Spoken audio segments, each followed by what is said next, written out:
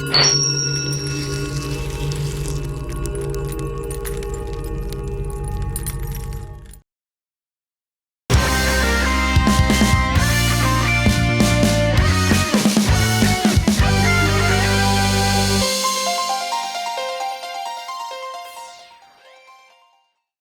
everyone, welcome back to Jirard Finally Plays Super Mario World.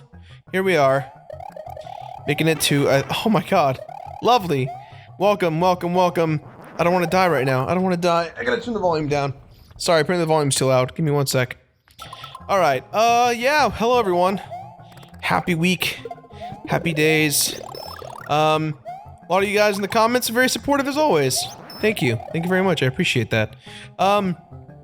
So, what's going on today? What are we gonna do? Well, I think today we're gonna try and get through, World 3. And I'm gonna go back and, knock out as well. Oh wow. I'm gonna try and knock out, oof. I'm gonna try and knock out the bonus worlds going into Star World, but I don't know if we'll do Star World today. Oof, let's see if I- oof, I don't wanna do that. Oof, let's see if I can-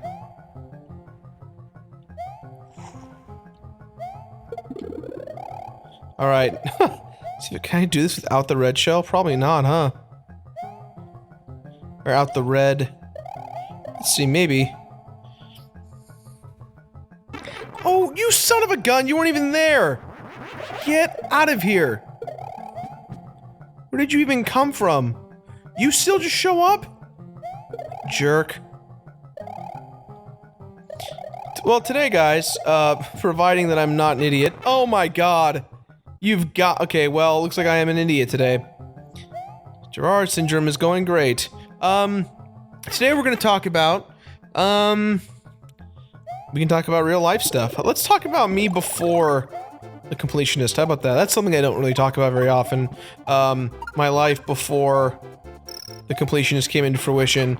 I graduated with 2 degrees, at Cal State Fullerton, 1 in film and 1 in theater. I went, in high school, I did a lot of improvisation and acting, and I wanted to become an actor at first. In fact, just because I don't care about embarrassment anymore, before I got fat, I used to look like a pretty decent actor. I had a good headshot. Mark or Michael, whoever's editing, feel free to show them the headshot that everyone loves to reference. They reference me. I look really like I look way too good looking. And I'm working on getting back to looking that way. It's a big initiative of mine. That's why Mark is now starting to edit the completionist. But that won't be for another few more weeks until I get things kind of back on track with how things are with the completionist. Yeah, so I wanted to become an actor at a very young age. My mom really believed in me becoming a successful actor, and it's ironic because my mom, before she got sick and you know, got Alzheimer's and everything, she really wanted me to become a child actor, and I hated that. I wanted nothing to do with acting or becoming an actor. I thought it was stupid. I thought it was a waste of time, and I didn't identify with it at all.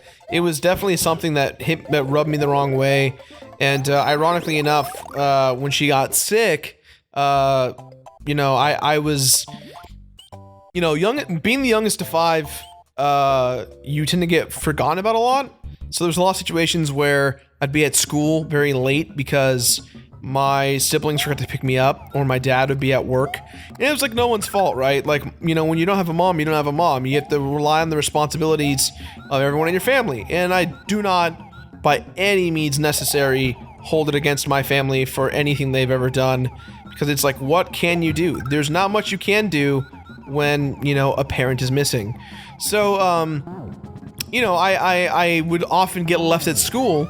And because I got left at school a lot, I started hanging out with the after-school program, and I got involved into acting that way, and that's kind of where I discovered my true passion for acting. And in college, I was very much on that route. I had 2 wonderful teachers in high school that, you know, Carrie Hayter and Sasha Duncan, who have no idea how much an influence they were for me. They, you know, I could have been another statistic of a horrible kid, and they took care of me like any decent person would, and they were so great to me that they were able to kind of help me figure out what I want to do with my life, and acting and performing was definitely one of them, and it was because of them that I ended up, as I think, as successful as I am. They were super influential, which makes me happy because, you know, everyone complains that teachers are so bad and they don't know what they're doing and all this stuff, but I really felt they did a great job, you know, helping me figure out where I was going and really helping me get there as well, because, you know, Carrie Hayter was a drama teacher, but she also, was an actor herself and a director, so she had a really good eye, and Sasha was a dance instructor, so, you know, I basically became a triple theater threat, as they say. One for voice, one for acting, and one for dancing. I was a triple threat for a while. My dancing skills were not the greatest. That was probably my weakest part, but I could sing. Acting was kind of where I was a very comedic actor. I played a lot of character roles on theater, and I think that's why I always joked that I wasn't a good. I'm not a film actor by any means. I was not ready to be a film actor. I think that I was destined for theater, because there's so many more dynamic characters in theater, and I don't think I was, you know, I tend to play crazy characters or you know, really obscure characters that are like involve insane like isms and whatnot. And I loved that. That was so fun. But you can't do that as a professional unless you're older. So and I don't know. I didn't want to be that actor who was waiting in the wings to grow old to then become an actor, you know. And that's a very common thing to do nowadays, because the older you are, the more diverse you are. You learn more about life. You become more experienced. Anyways, so I went to Cal State Fullerton after that was Carrie's alma mater. She was from that area, and she we're gonna skip on the Star Road for now. Yeah, she was very influential in my upbringings of becoming an actor, and I appreciate it so much, because without her, I don't know what I would have done. So I went to Cal State Fullerton for 4 or 5 years, and I'll never forget this. In high school, before I left, I made a movie, my first feature movie, my only. I've done 2 feature films at this point, and one was good because of like the content, not because of the acting so much or the production value. You know, for a high school production, it was pretty good. The other, I love this part. Fat Mario flying in the sky. Peanut in the sky, the diamond. Yeah, the content was good because of the subject matter. I did my first movie was called Picture Perfect. It was horrible, but it had a lot of good sentiment to it. It was a movie about basically the story of how my mom and dad met, and all the drama that, you know, led up to living in a big family, and how people can easily be forgotten. It was my little, you know, dedication to my mom for believing in me. But the point is about this story is that I remember that I had a teacher, and just goes to show that, you know, teachers can come in both ways of good and bad. I had a teacher that refused to let me be a part of the video production crew. And it really bummed me out. He had a reputation of picking extreme favorites, and I wanted to become a editor. Editing always fascinated me. Cinematography always fascinated me, and I really wanted to be a part of that crew, and I wasn't allowed to because I was a quote-unquote actor. I was like, the actors don't know how to do any of those things. And I wanted to learn both. I wanted to do everything. I think that to be stuck to one thing is naive. Is to be naive. You can definitely benefit from learning every single aspect of what you do. So I fought tooth and nail to use film equipment at school, to be a part of any kind of extracurricular programs through the film program, and it really bummed me out. And it got me so mad that I made this movie about my mom, and we raised a bunch of money for Alzheimer's, and I had 3 showings, and all 3 were sold out, with several thousand people coming. It was like the coolest thing on the planet. I was like on cloud nine. So when I got to oh god, oh no, ooh, wow, that was awesome. When I got to and then I lose it. I lost that steam. When I got to college, I realized I was a very small fish in a very large pond, and but not to be confused with Amy Pond. So that's a really dumb joke. I'm sorry. I realized that like acting was not what I wanted to do. I didn't want to do just acting. I wanted to do everything. I wanted to be a jack of all trades, and so I left the acting school for a bit, and I went to just film, and then I realized that I needed both, so I double majored in both, and college was very stressful. Taking 19 to 21 units to succeed in college is super stressful.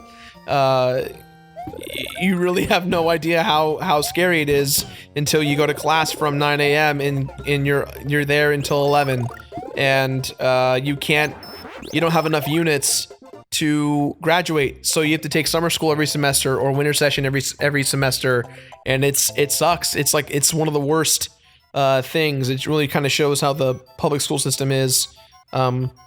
So yeah, and when I went to college, I did a lot of boofing around. You know, I had several relationships. I did what I thought was right to me, and a lot of the time I didn't know what I was doing. So my first year of college was horrible. I hated every second of it. I had no friends. I had people thought I was gay, which like ruined my opportunities to not only like meet girls, but to kind of like have friendships.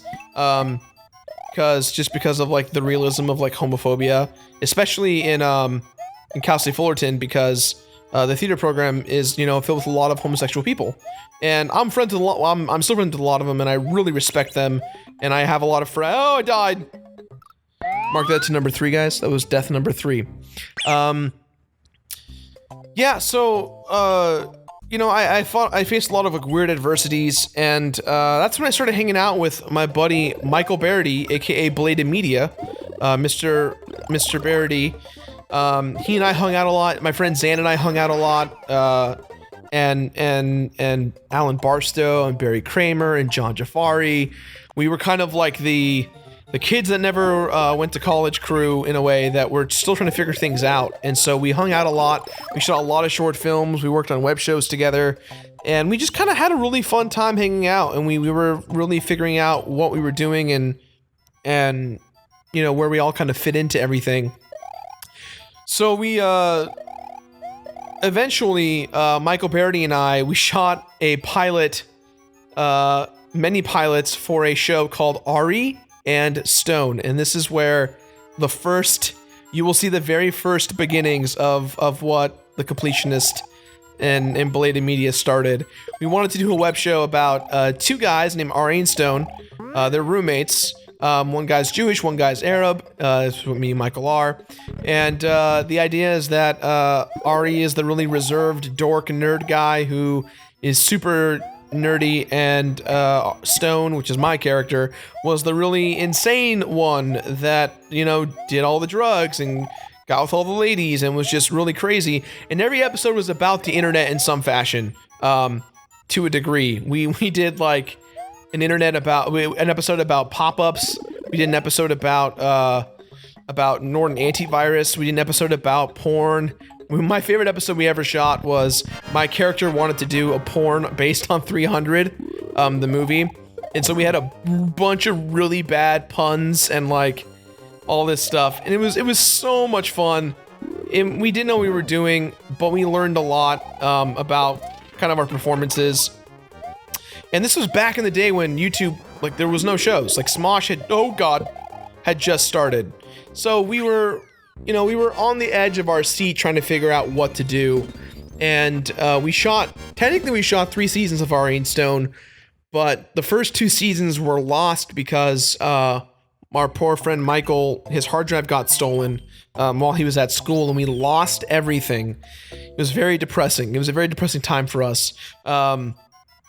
But Yeah, we retooled the episodes. We rewrote them to be shorter because they were a lot like a 15-minute to 20-minute long episode of a sitcom, because that's what we thought the internet wanted.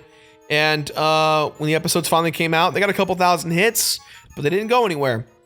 So Michael moved on to Belated Media, which is, obviously you guys know him. He was on the channel for doing this channel specifically for GameCube Week. And you know him from What If Star Wars Episode 1 and 2 were good. That's kind of what his claim to fame is. So he and I, we parted ways. We're still friends, obviously, and it was just timing. A lot of things just weren't aligning, and we wanted to figure out what to do next. So Michael moved on to obviously Belated Media, and just he got a real job. And I moved on to a new web show that I created called Now You're a Man the Cooking Show, which was supposed to be with my friend Jimmy Bean. It was supposed to be a fake cooking show with misogyny. Like, the misogyny in it was not meant to offend people so much as it was we were making fun of misogynistic people. But the problem is our production values on that show were too high and too good at the time that people thought we were actually being misogynistic. And so we had to, after working on it for a very long time, that was my last project going out of high school, or going out of college.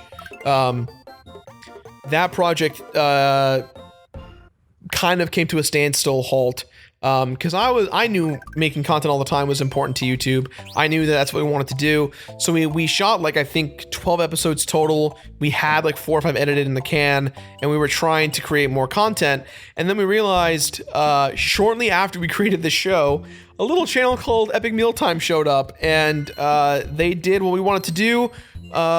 Much smaller, much faster, much more condensed, and a lot less production value. We had like story plot and lines and that kind of stuff. And Jimmy and I, we wanted to try and revamp it a bit, but I think after a while, we were both just stressed out with school, that we just had to let the project go. So the project died. I removed the episodes online. There's only one episode online, and it is the puppet episode. You can still find that somewhere, and you'll see how we intended to go one way, and it just didn't go the way that we thought. It was very funny, but in the wrong ways. And then I think that's where the Completionist started. That's where our groundwork for the Completionist started to form. Greg did the voiceover work on the Man Show. He was the announcer, and Greg and I knew each other from college, so we were definitely getting in the groove of doing web content. But Greg doesn't write, or the time didn't write, and so a lot of it was just me again with the Completionist.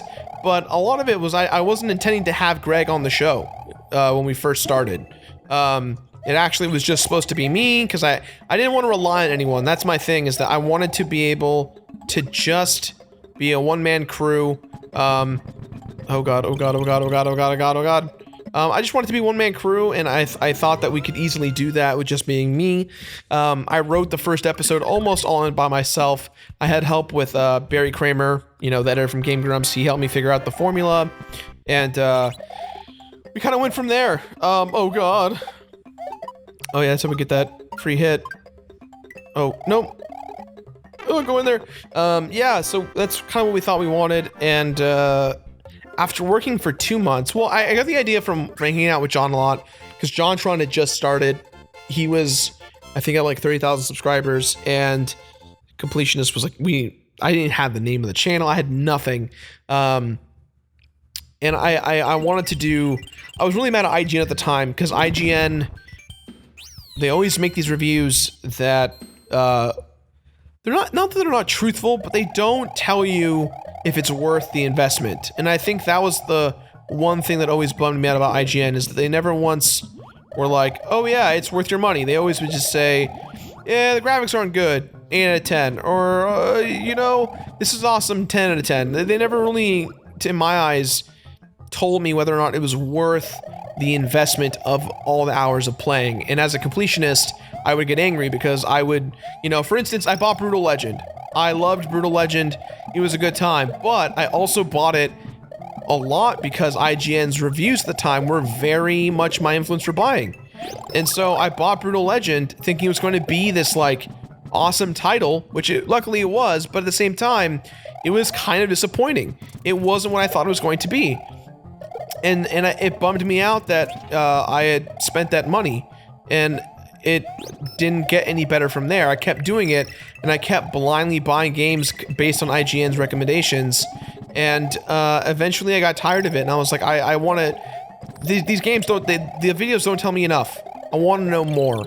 And they couldn't tell me more in a 2.5, 3 minute video, especially, and that confused me because I always got the impression that they never even beat the game. They just kind of said that it's long and that's it.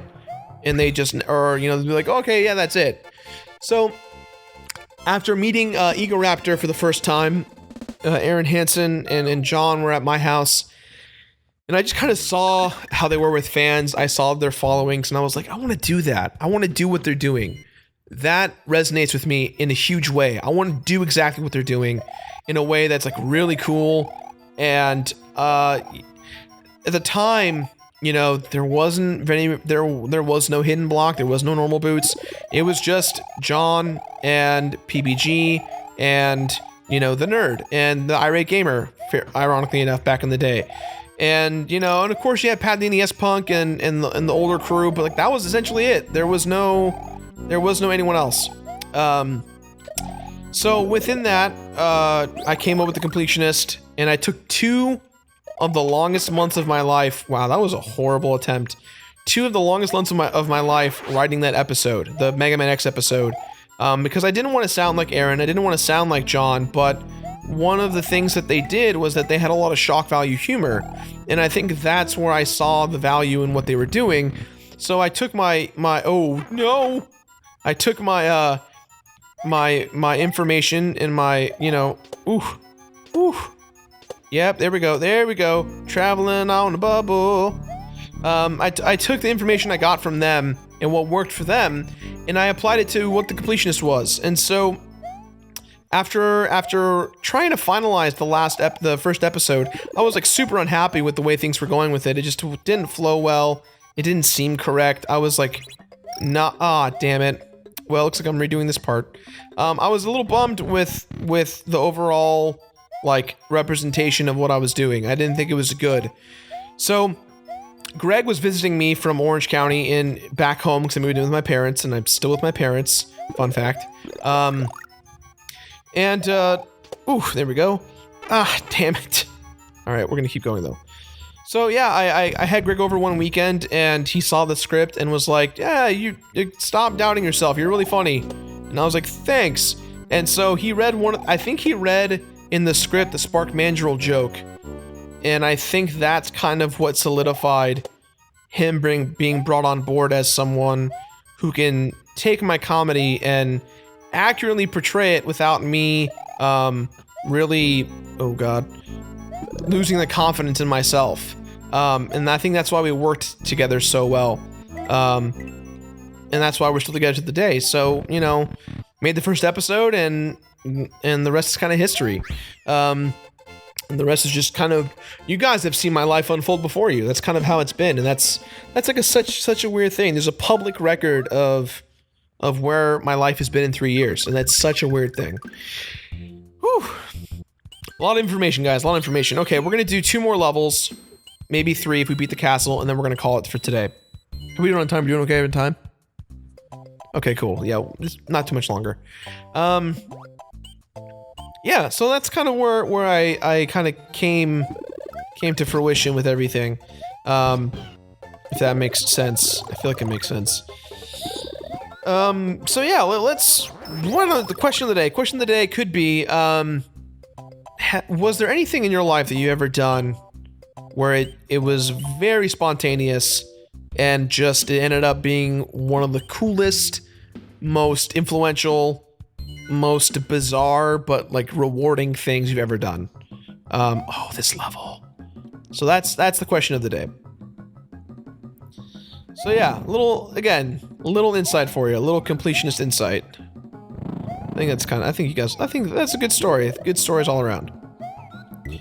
Do do do do do do do do do. Fun fact, when Jimmy first started working for us, we had this song you're hearing right now stuck in our heads for like 3 weeks. And so the running joke was that we would just put the 10-hour loop of this song in the room that we worked out of, and we would just... It'd be one of those things where one of us would finally notice it was on.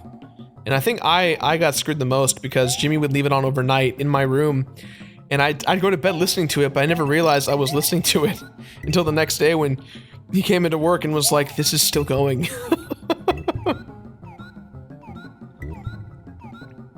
And mind you guys, we've come such a long way. We used to be freaking... It used to be me, Fraser, Jimmy, Alex, and Greg in my room Monday and Wednesday. And let me tell you... And Kelly on those Wednesdays when she was visiting for the decks.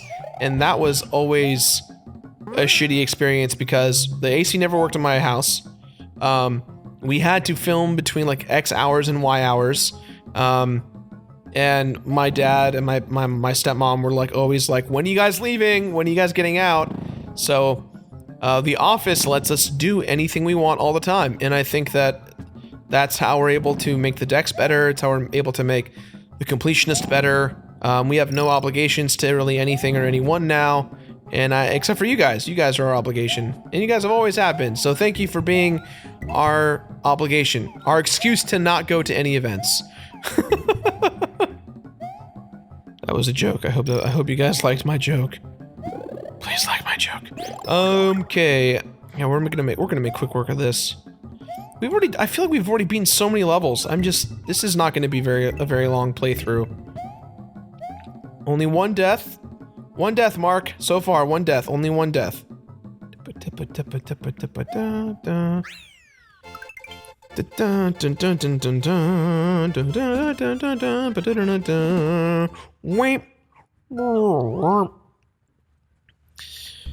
Alrighty, moving on, second to last. What do we got here?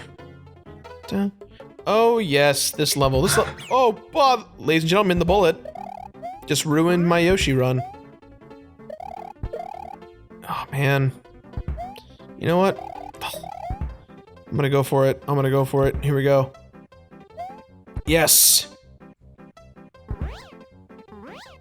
Here we go. Here we go. Here we go. Get on that train. Get on my level. Get on my level. Don't get hit. Don't get hit. Don't get hit. Don't get hit. Don't get hit. What's up? What's up? Come on. Bam. That's how you do it when you want to skip the whole level. Alrighty, here we are. Castle number 3, Lemmy's Castle. The castle's always bummed me out that you couldn't take Yoshi inside, because I feel like, oh lordy. I always felt like having Yoshi with you was like, oh no. A pretty important, oh no. Oh, and that's death number 4. So the average so far is 2 episodes a level. I'm gonna go get my safety net just in case. That's the point of having that level. It's a safety net. This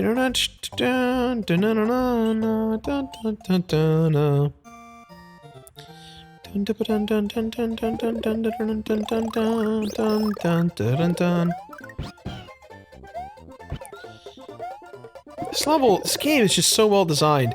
I didn't talk about this much, but almost every level, if there's a secret or if there's something to look out for, there's always a subtle way that Nintendo shows you how to do it. You know, okay, you need to go ahead and press the P switch, but you don't know where the door is? Well, look for the outline of the coins and you'll know. Oh, this is where it gets hard, because oof. Oh no. Did I just die again? Well, not yet, but I will soon. Oof. What do we got here? Do we have anything fun? Yeah, there we go. Sweet. Okay. Okie dokie. Making that progress. Oh, damn it. Oh, well, at least I killed him. And I recovered. See? Let's see. Let's see if I can do it this way. Yeah, there we go. Perfect. And halfway mark. Oh, is this a scrolling screen? No, but something somewhat similar to that. Do do do do.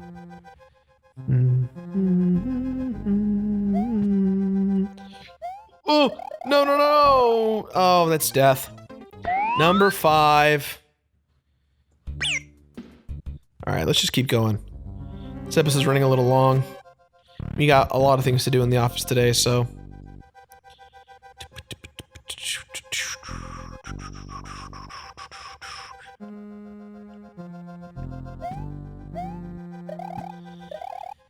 Let's see here. Come on, go faster. Must go faster.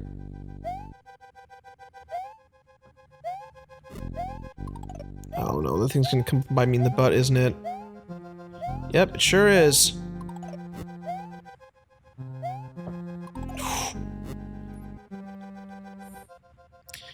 Oh god.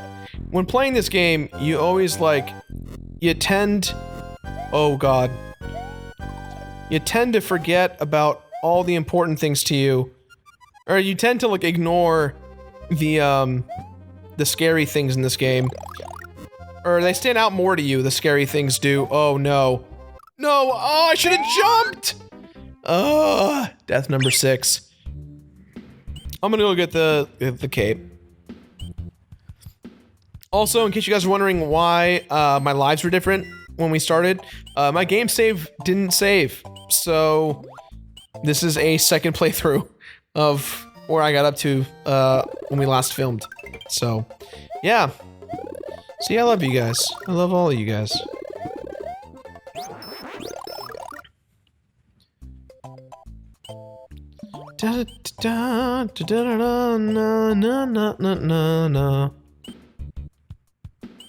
Alrighty. No, it takes a lot of time, but it's worth the investment, because then you can just play better when you've got the power-ups.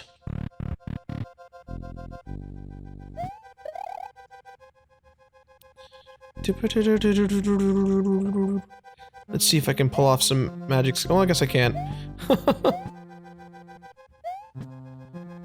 I don't think I can make that. I mean, I could, but I don't want to test it. I don't want to test that theory. Oh no.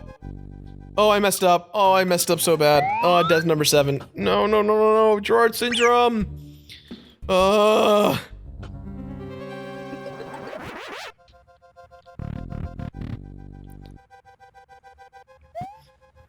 god. That was so ballsy.